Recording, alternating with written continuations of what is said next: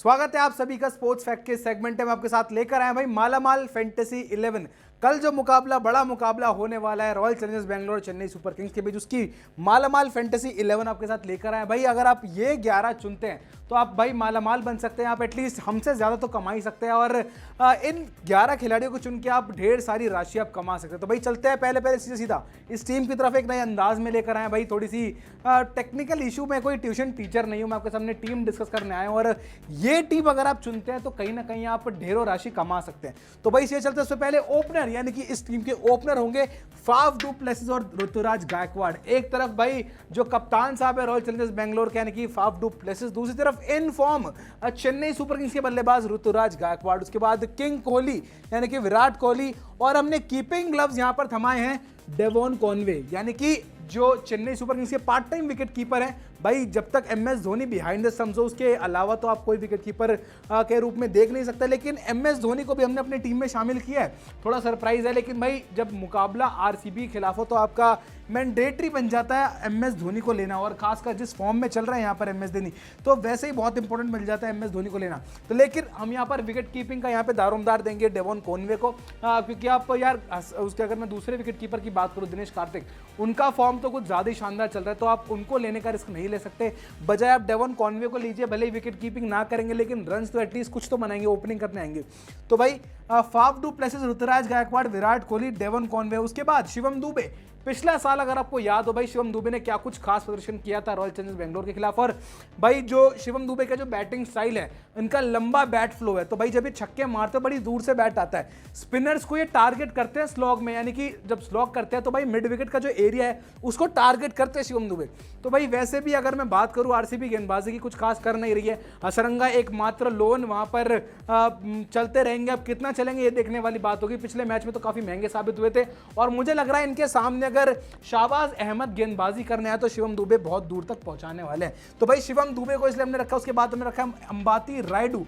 अंबाती रायडू हमेशा एक जो इनका चलता आ रहा है वो ये चलता आ रहा है कि भाई एमएस धोनी अंबाती रायडू को बतौर इंपैक्ट खिलाड़ी यूज करते हैं, इसलिए हमने अंबाती रायडू को रखा। और वैसे भी ना ये जो पूरा मिडिल ऑर्डर अगर आप नजर मारे विराट कोहली के बाद, तो Devon Conway, Shivam Dube, Ambati Rayudu, MS Dhoni, Ravindra Jadeja, भाई ये पूरा मिडिल ऑर्डर चेन्नई का हमने उठाया। क्योंकि भाई अगर मैं बात करूं आरसीबी के मिडिल ऑर्डर की तो वो ग्लेन मैक्सवेल के बाद खत्म हो जाता है, उसके बाद दिनेश कार्तिक, शाहबाज अहमद वगैरह आते हैं।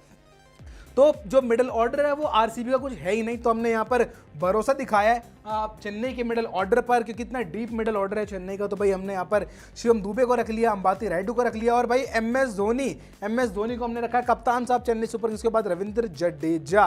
तो भाई ये है मिडिल ऑर्डर अगर आप नजर मारे तो। और वैसे भी ना जब चेन्नई और आरसीबी का मुकाबला होता है तो वहां पर ऑटोमेटिकली जो चेन्नई के बल्लेबाज होते हैं उनकी आंखें खुल जाती है, ये और ज्यादा अग्रेसिव हो जाते हैं। तो अगर आपको हैरानी नहीं होगी भाई अगला मुकाबले में अगर आपको रनों की वर्षा देखने को मिले, विंटेज एमएस धोनी जो इस पूरे आईपीएल में शानदार तरीके से बल्लेबाजी कर रहे हैं, वो और ज्यादा आपको छक्के मारते हुए नजर आ सकते हैं। तो भाई अंबाती रायडू, उसके बाद एमएस धोनी, उसके बाद रविंद्र जडेजा। हमने मैक्सवेल को जगह नहीं दी है। मैक्सवेल का जगह ना देने का रीजन साफ है, क्योंकि भाई ग्लेन मैक्सवेल के सामने धोनी की रणनीति हमेशा काम करती है।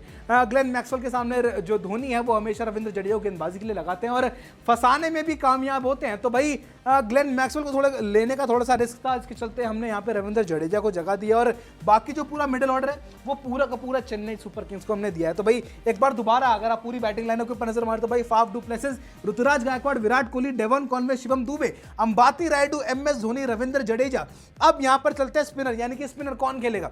शाहबाज अहमद बिल्कुल नहीं, उसके अलावा जो अगर मैं बात करूं भाई स्पिनर कौन कौन से हमारे पास, चेन्नई के पास है महेश तीक्ष्णा, दूसरी तरफ आरसीबी के पास होंगे वनिंदु हसरंगा। अब वनिंदु हसरंगा या फिर महेश तीक्ष्णा, अगर मैं बात करूं भाई फैक्ट्स की तो भाई हसरंगा है, और जो चेन्नई के बल्लेबाज है खासकर एमएसडी वो थोड़े से मुश्किल से खेल पा रहे हैं स्पिनर्स को, और वैसे भी उनका पिछला ट्रैक रिकॉर्ड रहा है, वो थोड़ा स्ट्रगल करते हैं स्पिन के अगेंस्ट। देखने वाली बात होगी अगर यहाँ पर अजिंक्य रहाणे और इन सबके सामने हसरंगा को लाया गया तो कैसी बल्लेबाजी करेंगे अजिंक्य रहाणे और कैसी गेंदबाजी करेंगे वनिंदु हसरंगा।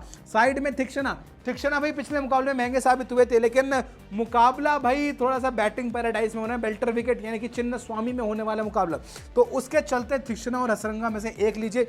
बाकी भाई चेन्नई गेंदबाजी के ऊपर आप ज़्यादा रिलाई नहीं कर सकते, उनके पास हंगर केकर है लेकिन उनको खिलाते नहीं हो आप, उसके अलावा उनके पास तुषार देशपांडे, उस पर कितना भरोसा कर सकते हो? तो भाई हमने यहाँ पर जो पेसर अटैक है वो हमने उठाया, लेफ्ट आर्मर वेन पार्नल जो कि नए आईपीएल में ज्वाइन किया, और दूसरी तरफ मोहम्मद सिराज सबसे इंप्रूव्ड गेंदबाज, पूरी बैटिंग पूरी बॉलिंग लाइनअप की अगर मैं बात करूँ या फिर पिछले पूरे साल की बात करूँ, जितनी मेहनत मोहम्मद सिराज ने करी है उतनी मेहनत किसी और गेंदबाज ने नहीं करी, जो कि रिजल्ट्स भी उनके प्रदर्शन से साफ नजर आते। तो भाई ये है हमारी फैंटेसी 11। अगर आप ये फैंटेसी 11 चुनते हैं तो शायद आप ढेरों राशि कमा सकते हैं, और शायद हमसे ज़्यादा तो आप कमा ही लेंगे भाई, जो भी है हमारा।